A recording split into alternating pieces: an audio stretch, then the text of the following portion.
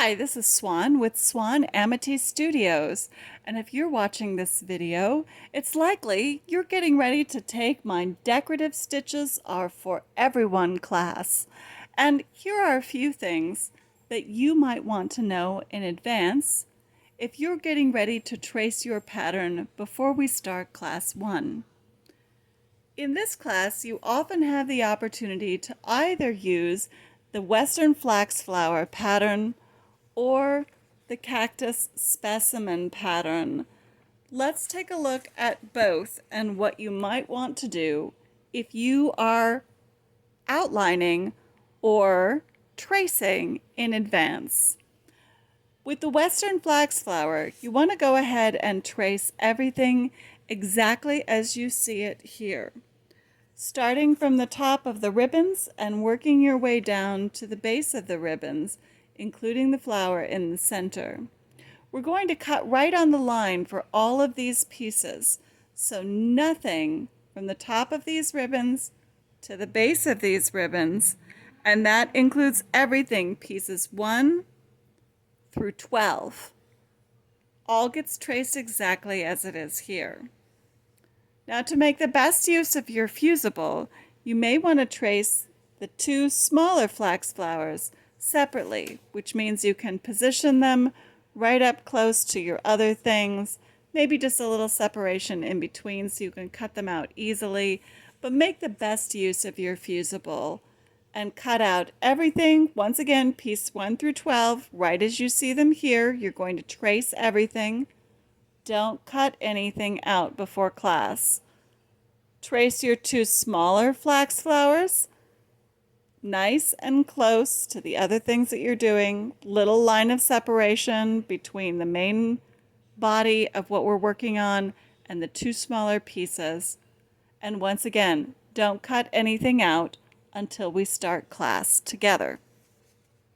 Now, if you are doing the Cactus Specimen pattern and you are not working on the Western Flax Flower, you have a couple of options. You can treat the Cactus Specimen exactly like we just talked about the Flax Flower. In other words, you would be tracing everything exactly as you see it here. We're going to end up cutting right on the line for all of the shapes, and that is great. You will be doing a wonderful job if that is the way that you decide to pursue this pattern. For instance, let's take a look at the pot, which is what I would trace first if I were doing this myself, which of course I will be doing it with you. So let's just go ahead and take a look. I would be going ahead and pulling my fusible material right over the top of my pattern. Notice that the little circle handles on the end of the pot, on both ends, are a 2-inch template. So if you have a 2-inch outside circle template, it has a 1-inch in the inside. That's a great time to pull that out and use that as a means of tracing without having to spend a whole lot of time, so that I can just go around the outside of the 2-inch portion of the template. I can go around the inside of the 1-inch portion of the template. Keep in mind, I don't have to have that empty circle in the center. So if I don't want that there, it's perfectly fine to just trace the outside of the 2-inch circle and not necessarily throw that center in there unless you want to see it. So let's trace the other side real quickly. Once again, tracing around the outside of our 2-inch template and tracing also that inside of the 2-inch template if that is what I want to see. Once I have those sides in place, I can go ahead and get out one of my nice longer rulers and trace right on the line from that circle on the right side, or that handle on the right side, to that handle on the left side. Move down and repeat. And then we have some nice straight lines on the side.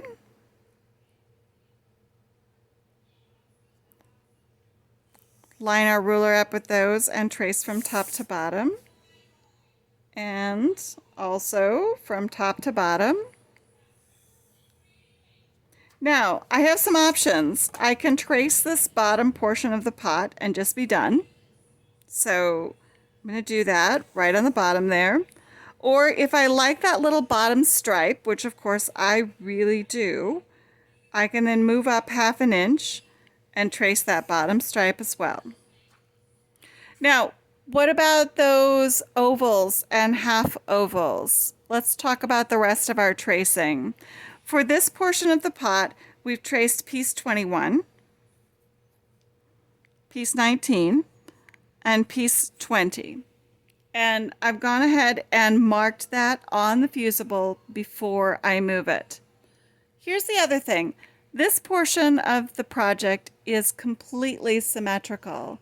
So I don't need to reverse the pattern at all to have the pattern look exactly like this when I go to cut it out and fuse it onto the final project.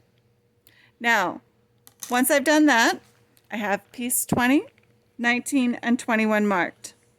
What happens to my ovals and what about my cactus? Let's take a look. First of all,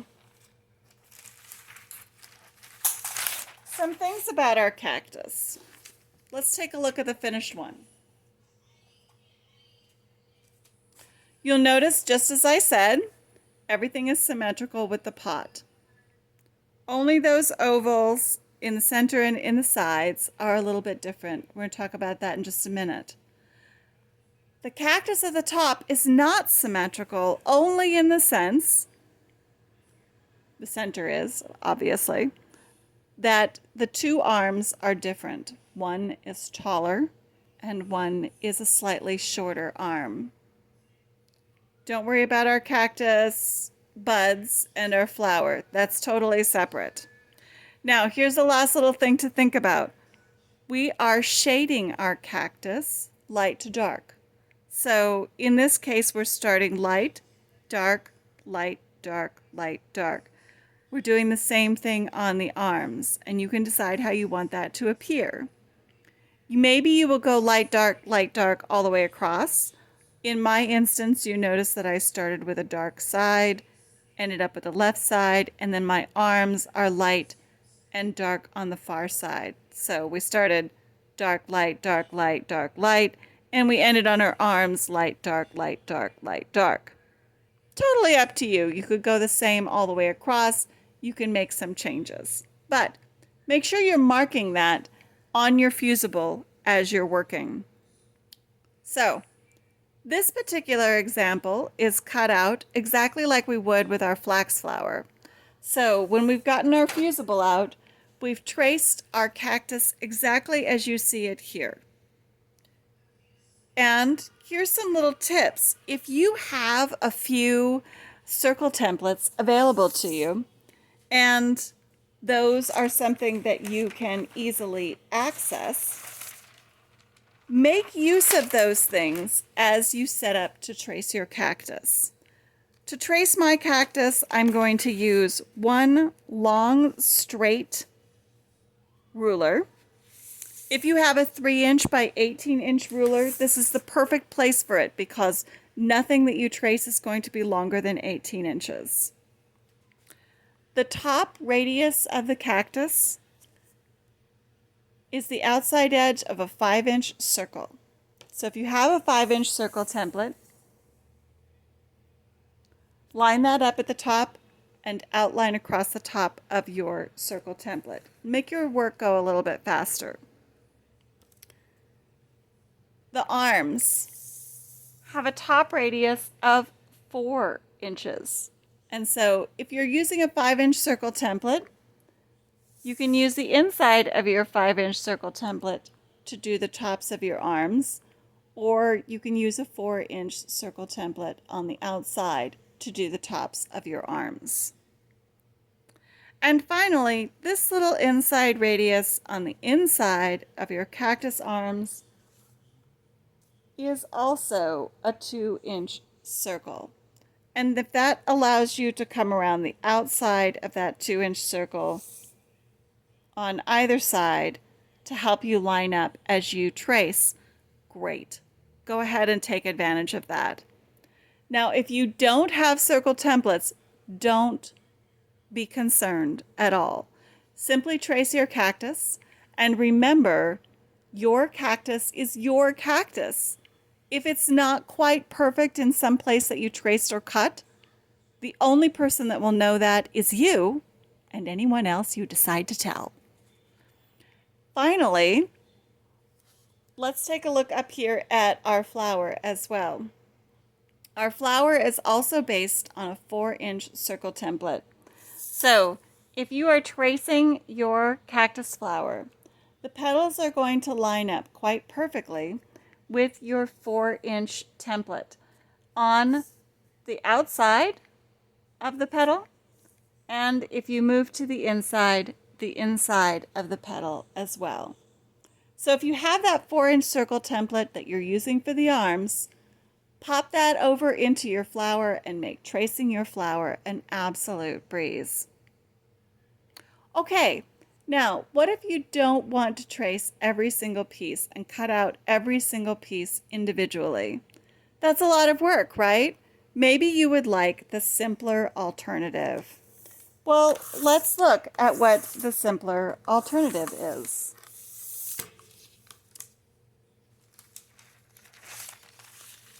When you have your fusible out, trace first the large column of your cactus.